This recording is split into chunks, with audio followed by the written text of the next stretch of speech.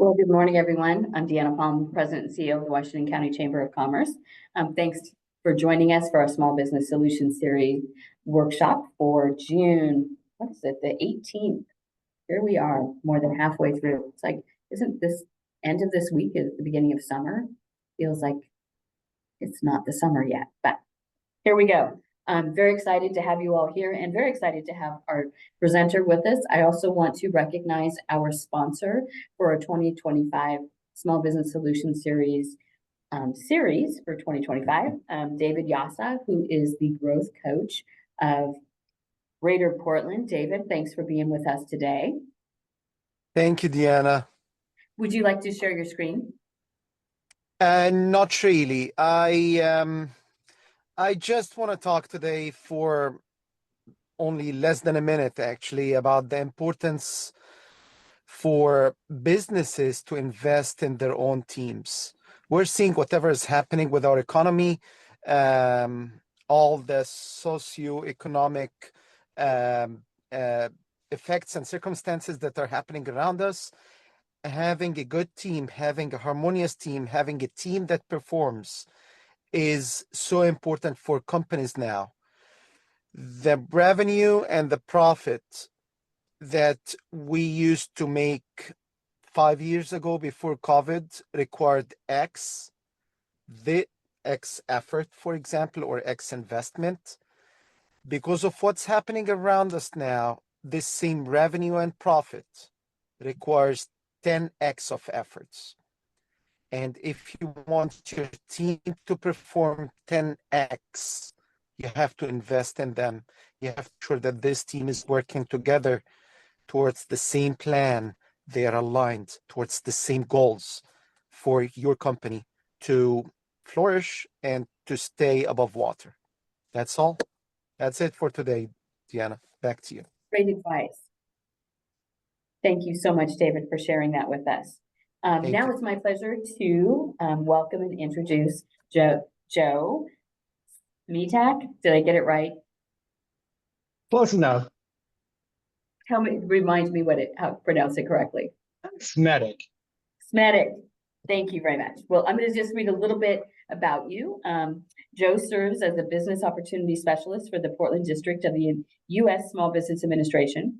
The Portland District Office of the SBA is responsible for the delivery of SBA programs and services to 30 of the 36 counties in Oregon and Clark, Skamania, Cowlitz, Waikum. Did I get that right? I think Waikum, but I could be wrong. Well, I think you did a great job. Counties of Southwest Washington. Joe works directly with the Portland District's portfolio of small, disadvantaged 8A certified businesses and by providing business development assistance, as well as overseeing their continuing participation in the 9-year program. He also provides general business development to small businesses interested in selling to the federal government or obtaining federal certifications. Joe, thank you very much for being with us here today and providing an update around the Small Business Development Administration. As you can imagine, we've heard a lot of stuff, and it's always nice to hear the facts. So thanks for being with us. Absolutely, and thank you for having me. I do have a unique last name, and it's actually originated in Czechoslovakia, and it translates literally to somebody who has a mustache that resembles a broom. So I'm not quite living up to the family name, but it is a unique last name. So appreciate you having SBA here. SBA, for those of you who are not familiar with us, we are a federal agency. We are the only federal agency who solely provides assistance and support to America's small businesses. And we do that through a variety of different programs. And so today I am going to provide kind of a overview of those SBA programs that all of our programs are still intact. They're still operating. And as we will see, we are still accepting, for example, applications for our certification programs, making small business loans, and a variety of other things. So I'm going to kind of jump right into it, and I apologize if there's background noise. I am at another conference today, my deputy district director and I, so I am kind of tucked away in a little nook at a hotel right now. So if there's background noise, I apologize. And actually, I am going to shut my video off just to help ensure I don't have any bandwidth issues since I am not at the office. And so with that, I'm going to go ahead and kind of jump into the presentation. And so as I mentioned, SBA, we are a federal agency, and we are dedicated to helping small businesses start, grow, expand, and recover. And we do that through a variety of different programs. Generally speaking, our programs fall into three different buckets. We have our resource partner programs, which I will talk about our resource partners. These are nonprofit organizations to which SBA provides funding to kind of act as our boots on the ground. We are a federal agency, but we don't typically have staff on hand that work with small businesses directly in terms of providing counseling and technical assistance and that sort of thing. We do that through funding our resource partners. We are also a regulatory agency. And what I mean by that is our second kind of suite of programs falls into the bucket of federal contracting or contracting with federal agencies. And so we oversee the regulations at the federal level for small businesses contracting with the government. We also oversee the small business certification programs at the federal level. And so if any businesses here have ever heard of COVID certification with the state of Oregon, it's very similar to that, except that it applies solely to contracting with federal agencies, but I'll do a deeper dive into that. And then our third category of programs, or our third bucket, is access to capital. And we primarily do that through supporting different loan programs. Now, SBA, we typically don't underwrite loans ourselves. We're not usually issuing the loan ourselves, but we work with private lenders and nonprofit organizations to provide funding or a government-backed guarantee to reduce their risk and hopefully make it easier for small businesses to qualify for access to capital. So I'm going to start with our resource partner network. We primarily have 4 different resource partners, and these are organizations that are approved and funded by the SBA, again, to kind of act as our boots on the ground in terms of working directly with small businesses. They do a really good job of everything from helping an entrepreneur with a business idea who doesn't yet have a business to an established business who's looking to grow or expand their business. And we have over 1,400 resource partner offices across the country, but I'll talk more in the Pacific Northwest. So the first resource partner I want to talk about is an organization called SCORE. SCORE used to stand for the Service Corps of Retired Executives. It is no longer an acronym, that they're just now known as SCORE. But they are an organization who provides mentors to small businesses and entrepreneurs. They have a variety of different volunteers who have oftentimes decades experience working within business, and each mentor kind of has their own kind of area of expertise. These often range from marketing to lending or helping small businesses navigate different loan programs and that sort of thing. And so SCORE, they have chapters around the country and around the state.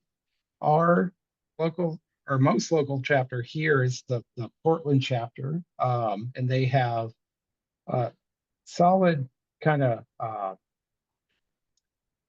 range of mentors at the Portland chapter. I have a link here in the presentation, but again, they provide those mentors to entrepreneurs. They also do a variety of different workshops and trainings for small businesses. Oftentimes, when we are contacted by somebody who is just starting out, SCORE is an organization to which we will refer that individual. Our second resource partner is called the Small Business Development Center, or SBDC. And The Oregon network of SBDC has offices around the state. Most of the time, the SBDC office is going to be hosted by a local community college. In the Portland metro area, we have three. We have an SBDC hosted by the Portland Community College, one by the Mount Hood Community College in Gresham, and then another by the Clackamas Community College over in Clackamas. And so for more established businesses who either need kind of transactional assistance, uh, assistance with a specific issue, or just kind of looking at different ways of how they might grow their business, we often refer them over to the SBDC. And the SBDC is able to provide free, confidential, kind of one-on-one assistance and low-cost training and workshops. We also have a Women's Business Center as one of SBA's official resource partners. The Women's Business Center here in the Portland area, and for indeed the entire state of Oregon, is hosted by an organization called Livelihood Northwest. And they work with women-owned small businesses to help them grow and expand their businesses. And then finally, we have a Veterans Business Outreach Center.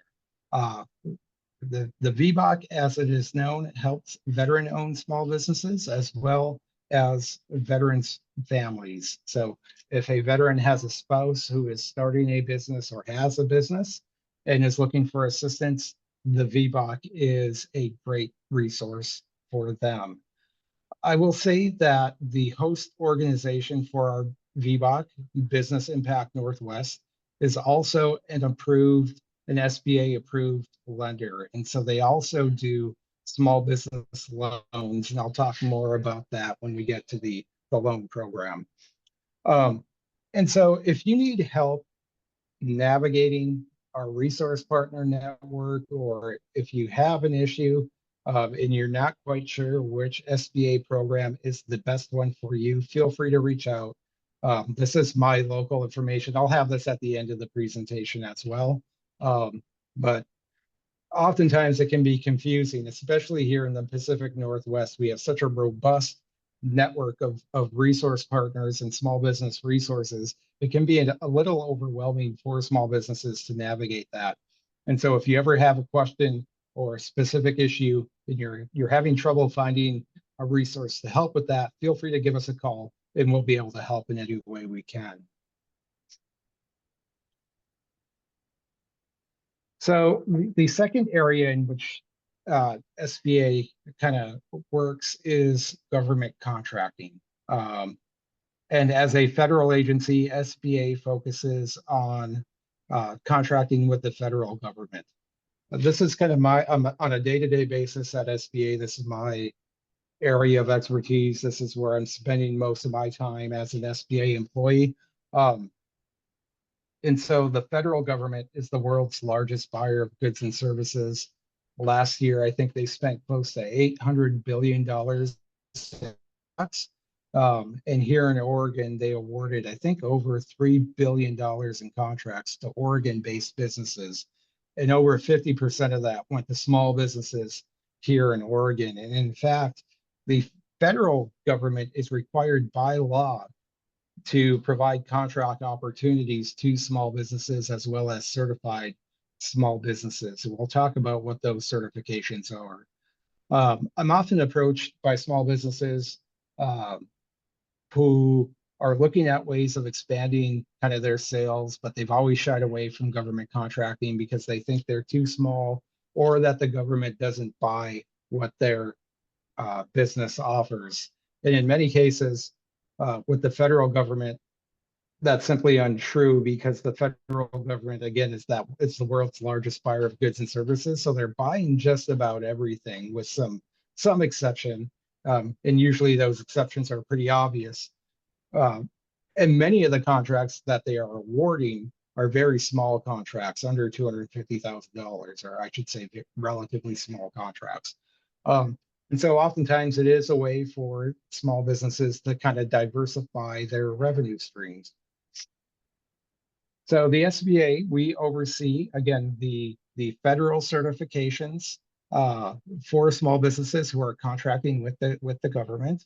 I always like to clarify, and probably repeating myself here, but the SBA certifications are different and distinct from state and local government contracting certifications. So we often come across small businesses who are certified with COVID, the COVID office. COVID with a B, not COVID, stands for the Certification Office for Business Inclusion and Diversity. And again, they are the state of Oregon certifying entity. And so they have certifications for small businesses who are contracting with state government agencies, or in some cases, local government agencies like TriMet here in Portland, or Multnomah County, or the Port of Portland, all recognize COVID certification. Whereas SBA certifications, the certifications on the screen right now, apply with federal government agencies. And I'm often asked, well, what's the difference between federal and state and local agencies? Federal agencies, again, are at that federal level. You know, being in a federalist government system, we have multiple layers of government down at the municipal level, cities, counties, transportation agencies, so on and so forth. And then we have government agencies at the state level, state of Oregon, the state, for example, Department of Administrative Services, or the state forestry department, and so forth. And then at the federal level, we have our federal agencies. And here locally in Oregon, some of the major federal agencies that do business here include the U.S. Forest Service under the Department of Agriculture, the Army Corps of Engineers under the Department of Defense and Department of Army, the General Services Administration, which is an agency that kind of acts as the federal government's landlord. So just kind of a distinction between those levels of government. And so SBA certifications apply again at that federal level, but we oversee 4 certifications for small businesses. Number one, there is not a general small business certification. That is more of a self-certification or self-representation. But we do have certification programs for businesses, veteran-owned small businesses, businesses that are located in a hub zone, and that stands for historically underutilized business zone. That can be a mouthful, but that certification is actually based upon where the business is located. And so SBA has identified certain areas as being hub zone. And so if a business is located in a hub zone, they might qualify for that certification. And then the final certification we have is called the HA Business Development Program. And that is actually a 9-year business development program that affords program participants some really unique benefits when contracting with federal agencies. So I won't go into too much more detail. I could spend hours talking about each of these programs. I won't do that today. But if you are interested in these certification programs, feel free to reach out. A key takeaway for folks here today are that SBA oversees the certifications at the federal level, and federal agencies have statutory small business goals to award contracts to small businesses as well as certified small businesses. In terms of our government contracting programs, SBA also oversees a mentor protege program. And this program seeks to allow small businesses to link up with a mentor to help them navigate federal government contracting. And when those two companies form a mentor protege agreement, that agreement identifies specific areas of assistance the mentor provides the protege. But again, this is a government contracting program, and all the benefits to this mentor protege program are related to government contracting for the most part. And it is different from SCORE, who I talked about earlier, who is a resource partner of SBA, who provides mentors to entrepreneurs, but those mentors are individual mentors, not business mentors. So those individual mentors help entrepreneurs kind of start, grow, or expand their business.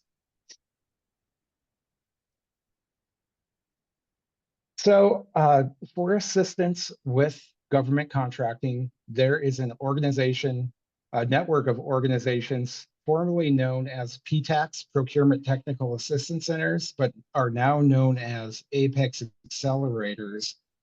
These are nonprofit organizations funded by the government to help small businesses navigate government contracting. And so if a small business is looking at selling to the government, the APEX Accelerator is a great resource to get connected with. And they work at all levels of government, whether it's federal, state, or local government. Oftentimes there's different registrations.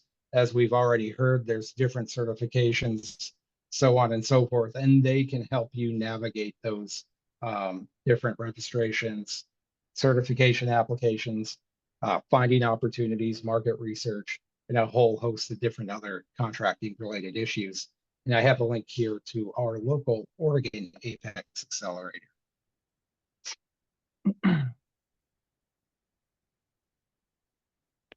So the third area in which SBA works is access to capital. I think this is probably what SBA is most well known for, our loan programs. And as I said before, typically, with the exception of our disaster loan program, SBA, we are not underwriting the loans ourselves, but we are authorizing third-party entities or commercial lenders to provide SBA loans. And in many cases, we're either providing a government-backed guarantee to reduce their risk or providing funding to a nonprofit organization to act as a lender on our behalf. And so SBA has a number of different access to capital programs, including our loan programs. We also license and authorize small business investment companies, or SBICs, for companies who are looking for kind of private investment. One of the big questions I get almost on a daily basis at SBA is what grants are available for small businesses. And at the federal level, we very, very rarely see grant opportunities for either startup costs or working capital to support small businesses. We did see a number of grants during the pandemic, at the height of the pandemic, for small businesses. But I would say, kind of in my experience, that's an exception. But we do have grants for research and development. SBA oversees 2 grant programs for small businesses who are developing kind of cutting edge new technologies that might be interesting or useful for a federal agency. And then finally, we have a surety bond guarantee program. And so for any companies who are in the construction industry who have contracts that have bonding requirements, whether those are payment bonds, performance bonds, or bid bonds, we also have a surety guarantee program, again, to make it easier for small businesses to qualify for first-time bonding or increase their current bonding levels. So in terms of our loan programs, SBA works with approved lenders to offer microloans. And microloans are loans that are between $500 and $50,000, or an SBA-backed loan. And that SBA-backed loan, what that means again is that SBA, as a federal government agency, is guaranteeing a certain percentage of that loan. So in case of default, the lender who issues that loan isn't out of that money. SBA would actually fund that loan at that point. And these are made on competitive terms. They have lower down payments than typically what we see on the commercial side, flexible overhead requirements, and oftentimes, depending on who's issuing that loan, there are counseling and education opportunities available to small businesses who might be applying for those loans. We often get questions at the district office from small businesses who need funding, but they don't know where to start. And our resource partners and our micro lenders are often a great place to start, because not only are they authorized by SBA to provide small business loans, but they have counselors on staff who can kind of help walk you through that process and help you understand what you might qualify for, as well as how to actually go and apply for those loans. So SBA loans, again, SBA is a federal agency, so these are federal loan programs. And so whenever there's a federal program, there are going to be some strings attached in terms of meeting program eligibility requirements. And in the case of a loan program, there are certain authorized uses for the loans. And this will vary somewhat depending on the specific loan program, and in some cases, the specific loan product. But in my opinion, the uses are pretty flexible. And so the SBA loans can be used from anything from starting and launching a business to purchasing an established business, accessing a revolving line of credit for working capital or day-to-day expenses, purchasing, renovating, or expanding facilities, purchasing capital assets like inventory or equipment and machinery, even purchasing land or real estate. And we even have an export loan program for companies who are looking at exporting their products or services to another country outside of the United States.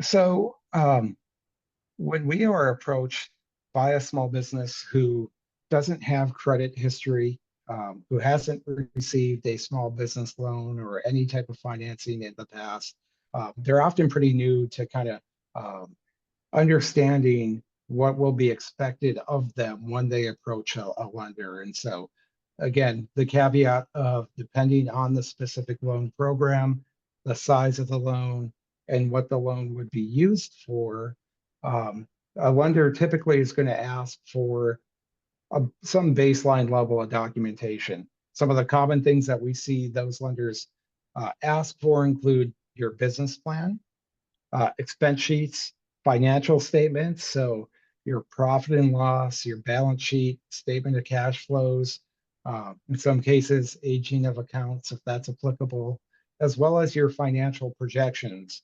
And they evaluate these things to determine their level of risk and your overall lendability. How likely is it that you are going to be able to pay that loan back?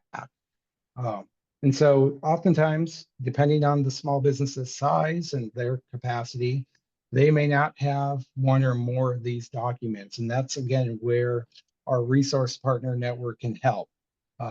They can help you evaluate your business plan, or if you don't have a business plan, help provide guidance and pointers on establishing that business plan.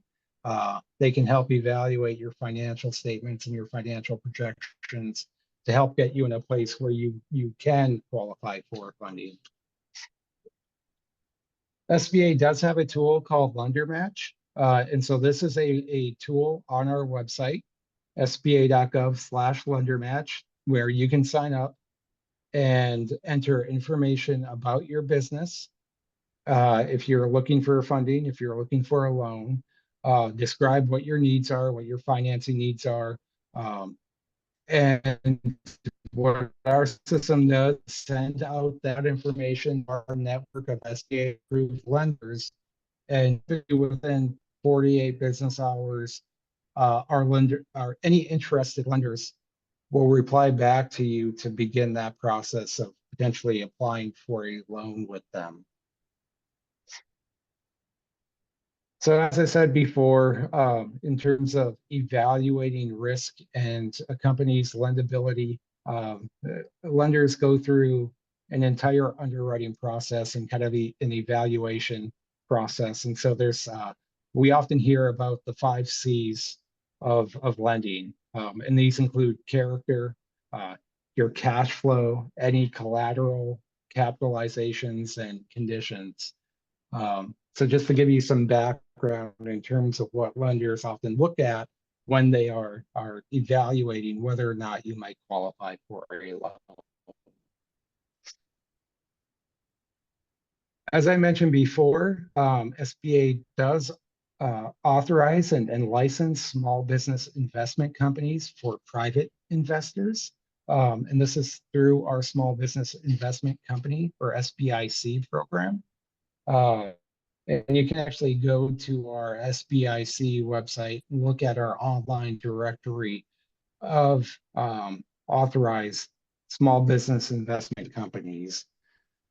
So typically, and this is true of most of our programs, including government contracting, that mentor protege program I talked about, and also the SBIC program. But generally speaking, SBA, we're not going to act as a matchmaker for you, because there are so many different variables in terms of establishing what would be a good match for you. But we do provide the tools necessary for you to kind of go out there and find potential interested partners for a program like the SBIC program. So as I mentioned before, typically we do not see grants for kind of startup costs or working capital at the federal level. Every now and then we will see them at the state or local level, kind of depending on what a given municipality or state agency is kind of what they're placing an emphasis on. But at the federal level, we do have grants for research and development. And these include the SBIR, STTR grants. And again, these are for kind of more cutting edge, developing new technologies that would be useful to a government agency. We often see these in like the Department of Defense, Department of Energy, and similar agencies. It's pretty niche. So if you have any follow-up questions on SBIR or STTR, I'm always happy to kind of provide guidance, but I won't spend too much time here. The final Access to Capital program primarily will relate back to construction companies. And oftentimes what we see on the public side, or for public contracts with government agencies, whether it's at the state, local, or federal level, is on a construction contract, there are going to be bonds required for that contract. And usually that's a combination of bid, payment, and performance bonds, or all three of the above. Right now, there's a lot of buzz around the Interstate Bridge Replacement Project here in our local area. And so they are going to be replacing the bridge between Portland and Vancouver, the I-5 bridge. And that is going to inject billions of dollars into the local economy. There's going to be contracts not only from the state departments of transportations, but also our local transportation agency like TriMet. But a lot of those contracts are going to have bonding requirements on them. And so the SBA Surety Guarantee Program often flies under the radar, but is a program designed for small businesses who need access to bonding. And then finally, we have our international trade and exporting finance programs. We have specific loan programs for small businesses who are looking to export their goods or services to other countries outside of the United States. So that was, that's a lot of information. That's a kind of high level overview of SBA programs. Again, SBA, we are a federal agency. And unless you haven't watched the news in the last, 4 or 5 months, there's been kind of a broad reorganization effort at the federal level. And there has been some change here at the local SBA district office, our Portland district office. We do have new leadership in place.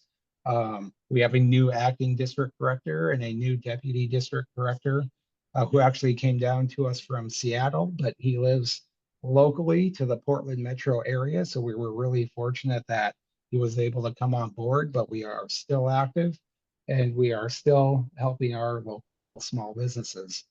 The SBA does have one of the priorities of SBA right now is our Made in America initiative. And we are looking at restoring US manufacturing. And so there are certain kind of flexibilities being built into SBA programs for manufacturers. We're also looking at increasing the amount or the value of loans for manufacturers. Another initiative that SBA has put together is called our Red Tape Hotline. And so if you as a small business encounter any federal regulations that are impeding your ability to operate efficiently as a small business, SBA wants to hear about it. And so we have established our Red Tape Hotline. And so SBA, we have an Office of Small Business Advocacy, and this is one of their key priorities right now, is identifying federal regulations that generally make it more difficult for small businesses to operate efficiently. So if you encounter anything, give us a call. We want to hear about it. I will say there's also at the state level an Office of Small Business Assistance who does something similar. And so if you're working and you have issues with a state agency, or there are regulations that are kind of making it difficult for your day-to-day operation, the Oregon Secretary of State has their Office of Small Business Assistance, and they would be able to help in a similar manner. Feel free to give, we always like to hear about how we are doing. So feel free to take our survey, let us know how we're doing. And we take those comments into consideration. This is my contact information. I know I went over a lot of information today. If you have questions, I'm happy to take those now. But as you kind of digest this information, if in a day or two you have questions, feel free to reach out. I'm always happy to help. And with that, I think that covers everything I wanted to cover. Excellent. Thank you so much, Joe. That was a ton of information, but really, really helpful. Any questions from our participants regarding any of these programs? So I just wanted to ask it. I'm sorry, David, go ahead. Yeah, thank you so much, Joe. This was very informative. I work with a lot of small businesses, and I think the resources you guys have are going to be very beneficial for some of the businesses I work with. And I just want to ask for permission to connect you with some of these whenever they have any questions.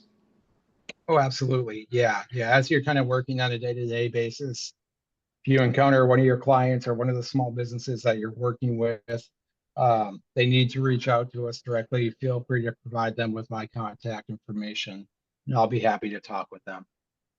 We'll do that. Thank you so much. Absolutely. Other questions or comments?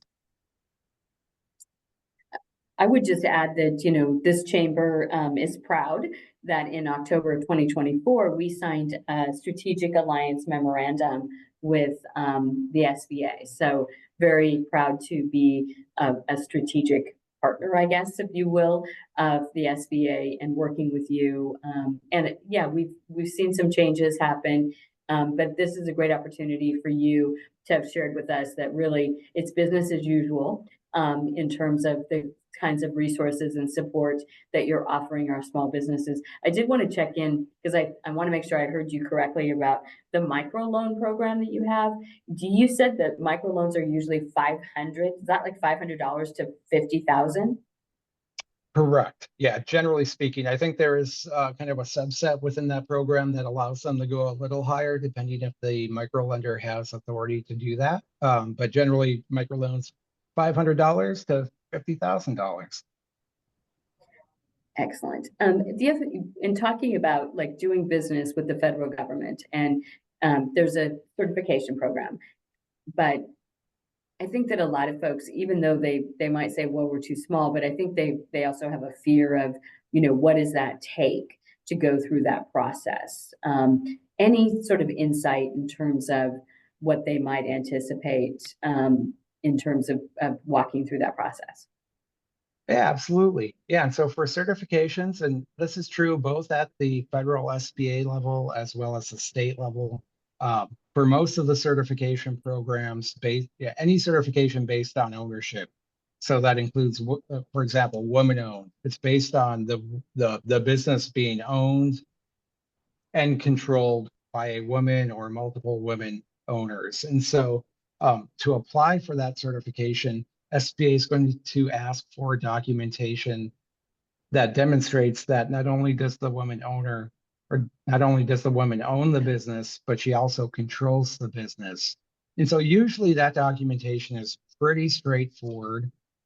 One exception is where I often see businesses struggle is with their organizational documents. And so what I mean by that is if a company is structured as an LLC, they'll be required to provide an operating agreement. If they're a corporation, SBA is going to ask for the corporate bylaws.